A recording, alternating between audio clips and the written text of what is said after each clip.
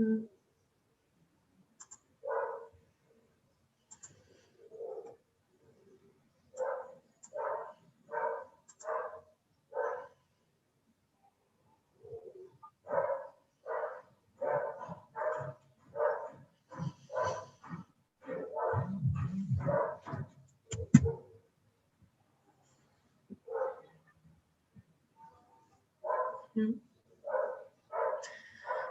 morning. Welcome to the last edition of Pasaporte Global. This is an initiative from the International Cooperation Office at the Universidad Nacional de Cuyo. This week, we have been traveling through Asia and Africa. Today, we will know more about the Maasai community in Kenya, thanks to our special guest, Lilian Naserian. Lilian was born in Kenya. She has a Bachelor of Arts from the University of Kenyatta, and she has a genuine interest in empowering humanity through social work. She's currently director of Masai Mara Women Empowerment Guide, and we had the honor to have her in our university 2 years ago.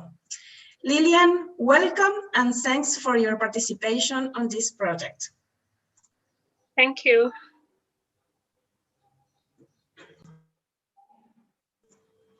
You can start with your presentation whenever you want. Thank you so much, Cecilia. It's really great to have you again on this platform. Thank you for the good introduction.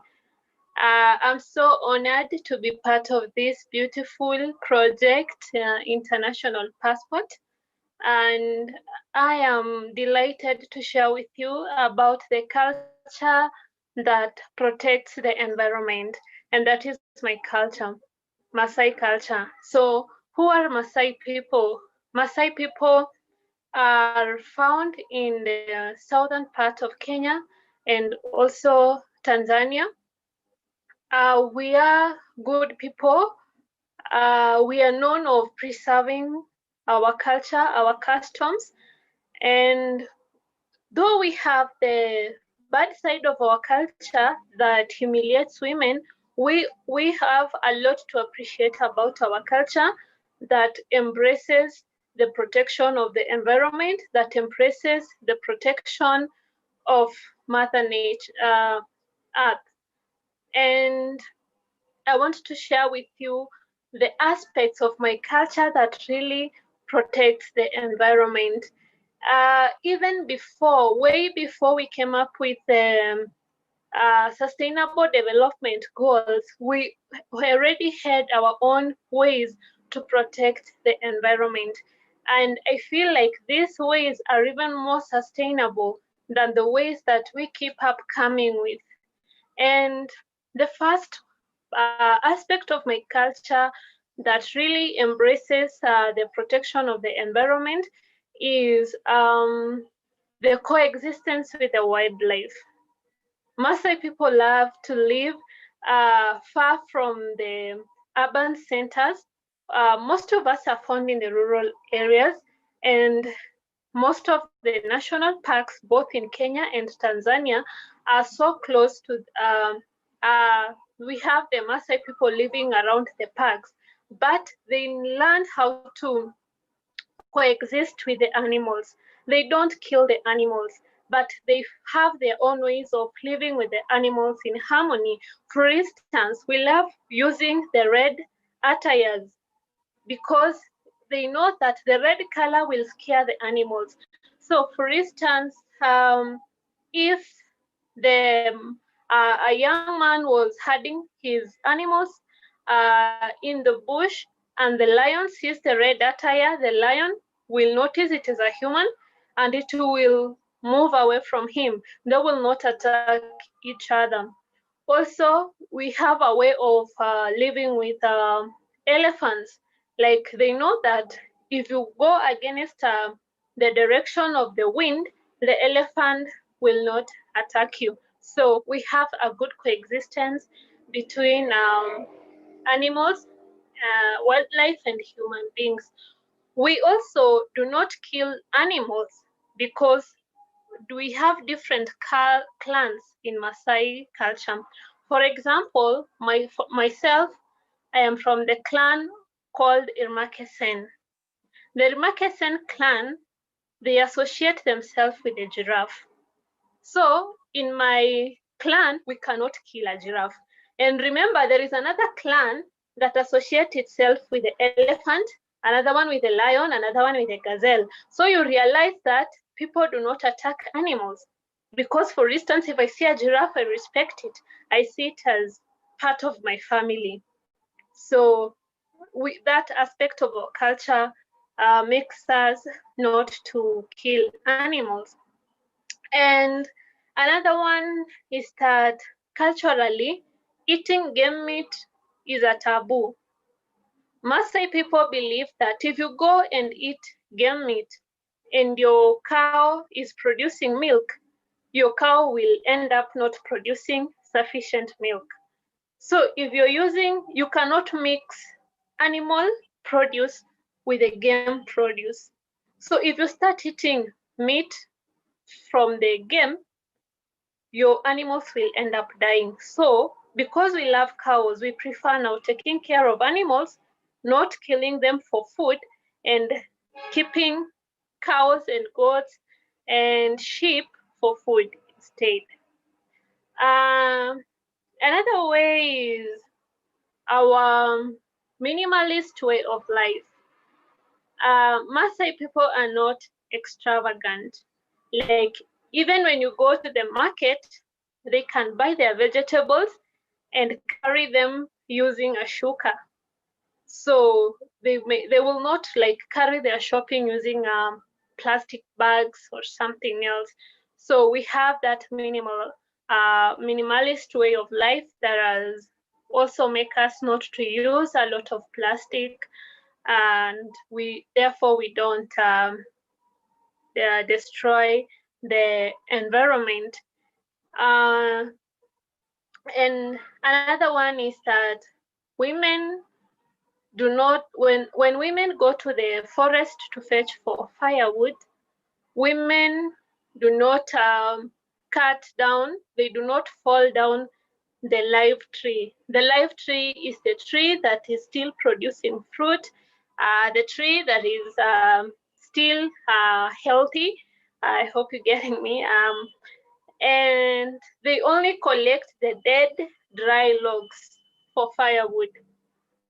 And that one makes sure that people don't destroy the environment by falling down the trees. And also, we use tree branches for fencing. So instead of cutting down the whole tree to fence our homes, our people do fencing using the branches, meaning that if they cut down the branches, the tree will continue to grow. It will not, that will not be the end of that tree. And we are good at grazing a lot of animals, but we have our own system of controlling overgrazing. So to control overgrazing, the men in the community identify special lands to take animals, to give the used part of the land to regenerate itself. That part is normally called olokeri in Maasai. So if, for instance, we have used one point and we find that the ground is becoming loose, they take the animals to olokeri and they graze there as the previous ground is regenerating itself. So that is some of the point of a culture that protects the environment. And this culture is passed from generation to generation through a very interesting way that I'm going to share with you. I learned all this through my grandparents, through storytelling, songs, and puns. So in the evening, the elderly people sit with the young children and they narrate to them the stories. And through these stories, children borrow a lot of lessons from it. And some of the lessons that we get from these stories, lessons to do with being responsible, being hardworking, knowing the environment and protecting the environment. Also, we are taught on how to use the environment appropriately. So there's one short story that I'm going to share with you that one of my uncle loved sharing with me a lot because he always wanted me to learn how to be responsible. And this story goes this way. There was a man who had only one cow, and because he had one cow, he could not had his only one cow. So he took his one cow to be with his neighbors, 100 cows. So in that cow shed, there were 101 cows. And therefore, one day, this man who owned one cow saw he saw a bad thorn, and a nail like the one that we use for building.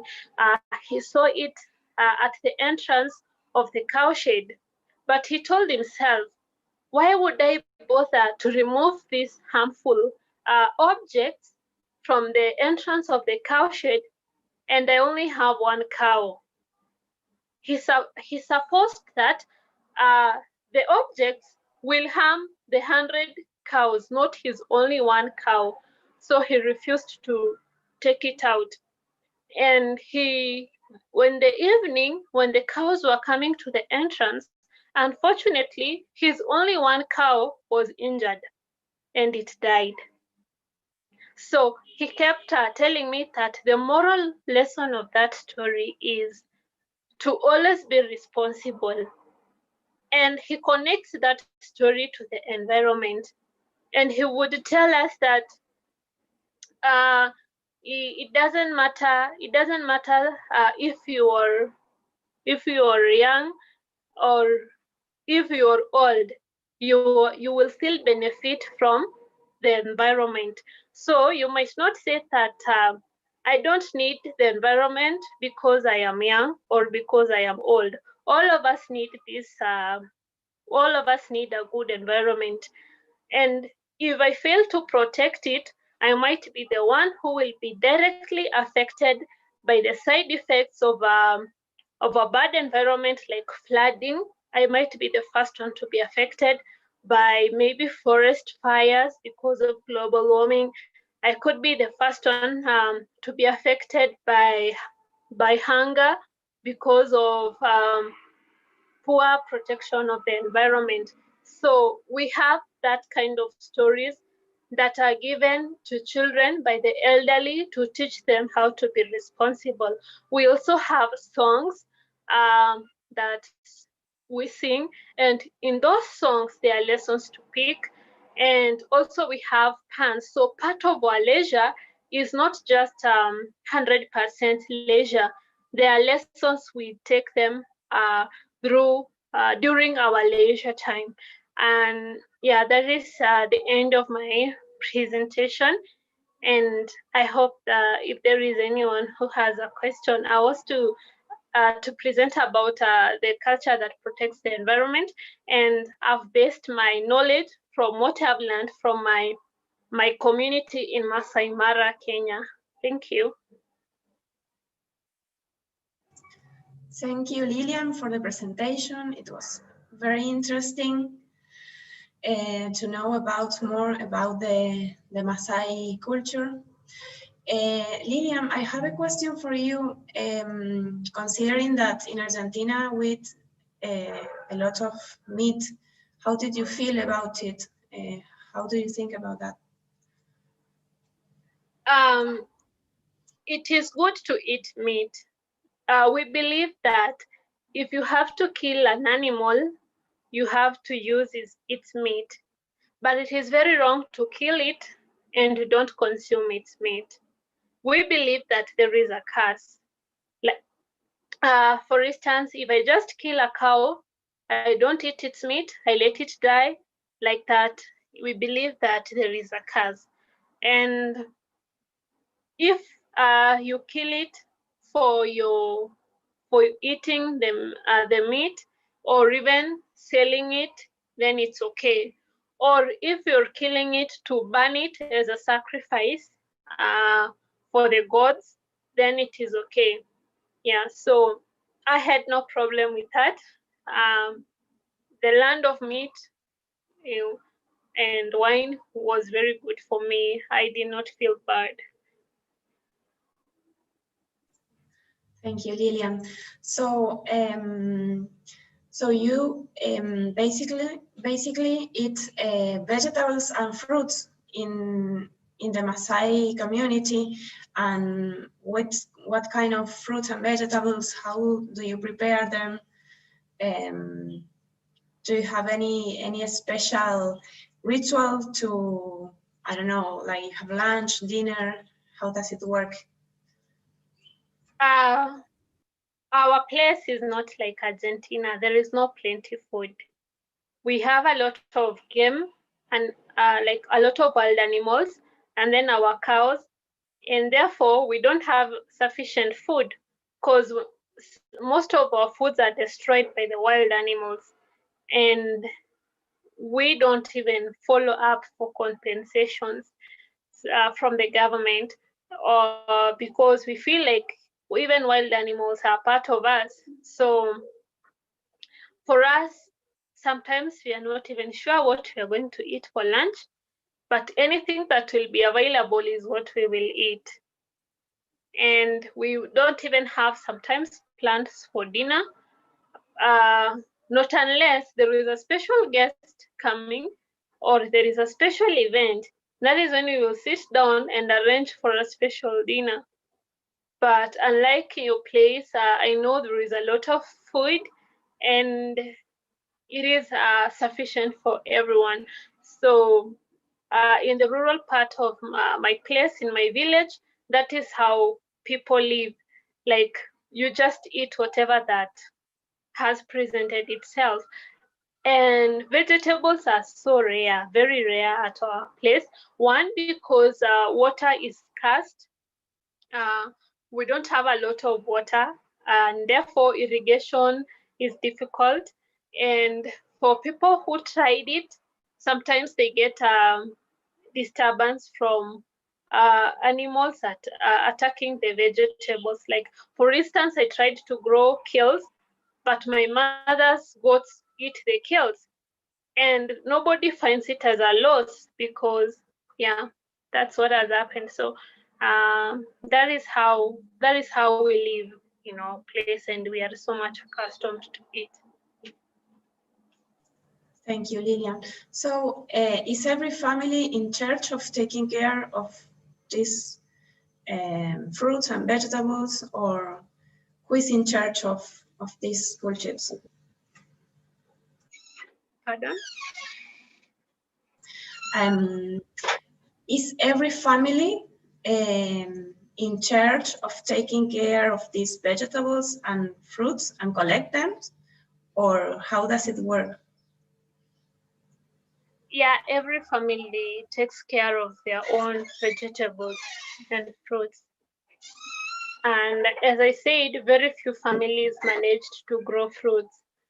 But for those who grew vegetables, they manage it. How we get our vegetables is not from our farms. We have people who live in the highlands and the central part of Kenya. They grow a lot of food and a lot of vegetables and fruits, and therefore they bring them to our place for sale. So we purchase fruits and vegetables from the market. Rarely do we purchase fruits and rarely do we get fruits and vegetables from our own farms. It is very rare. When you were in Mendoza, did you see any practice that was useful for you regarding how we take care of water? Yes, absolutely. I traveled to Lawaje. I hope I'm pronouncing it properly.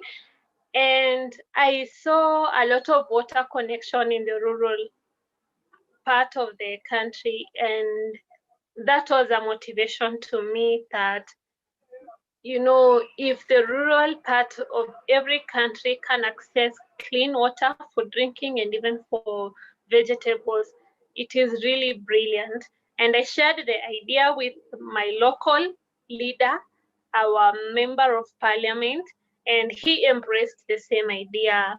Actually, he was to send some delegates to your university before Corona pandemic happened to come and do more research so that we can implement the same project in our home area, such that the cows, the women, the children, and everybody will access clean water, and also we can do farming. So that is what I borrowed, and I'm glad that our local leaders have also taken my point.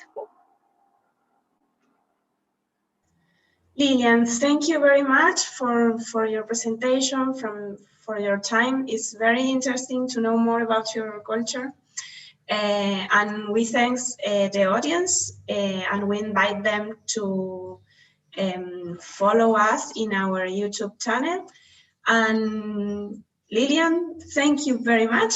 And we wait for you in the next talks. Thank you, Lilian. Thank you so much. It's a pleasure having me. Okay, bye.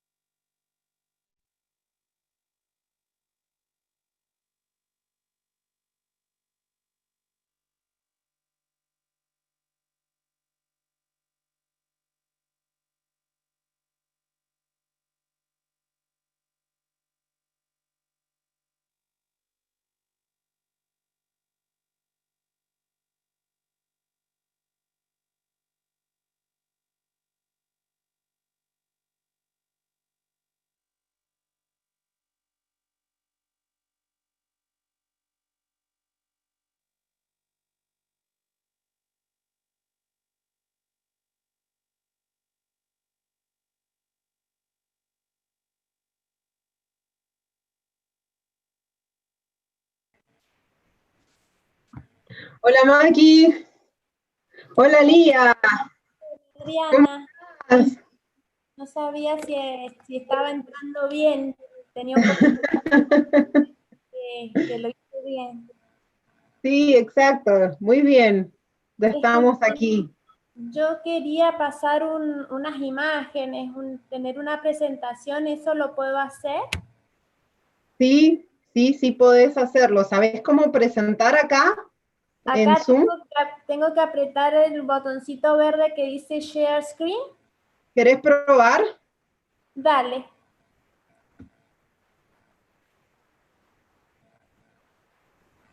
Supongo que primero tengo que Primero abrir. apreta Share. Bueno, sí, tenés que tener abierta la pestaña que quieras compartir.